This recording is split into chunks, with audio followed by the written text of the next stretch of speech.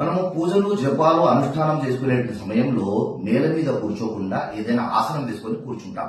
పూర్వము చెక్కతో తయారు చేయబడినటువంటి పీటలు ఉపయోగించేటువంటి వారు ఇప్పుడు వాటి స్థానంలో రకరకాల ఆసనాలు వచ్చాయి. వాటిని స్క్రీన్ మీద చూపిస్తున్నాను చూడండి. ఇందులో ఏ ఆసనం మంచిది అనేటువంటి సందేహం చాలా మందిలో ఉంటుంది.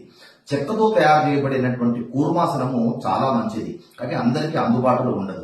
అందరికీ అందుబాటులో ఉండేటువంటి ఆసనాలు మనకు మార్కెట్లో చాలా లభ్యమవుతున్నా కానీ ఎప్పుడు కూడా మీరు ప్లాస్టిక్ తో చేయబడినటువంటి ఆసనాన్ని వాడకండి. అయితే చాలా సులభంగా చాలా విశిష్టమైనటువంటి ఆసనము మనకు అందుబాటులో ద్రవ్యంలో లభించేటువంటి ఆసనం అయితే కనుక ఇది ధావళితో చేయబడినటువంటి ఆసనము. ధావళి చాలా విశిష్టమైనటువంటిది, చాలా తేలికగా ఉంటుంది. ఎక్కడికైనా ప్రయాణంలో పెట్టుకోవచ్చు, మళ్ళీ ఉతికి ఆరవేసుకోవచ్చు. కొంతమందికి ఇది ధావళి ఉతికితే పనికిరాదు అనేటువంటి అభిప్రాయం ఉంటుంది, కానీ అది కేవలం తప్పుడు అభిప్రాయము. ఆసనాల్లో ధావళితో చేయబడినటువంటి ఆసనము చాలా మంచిది.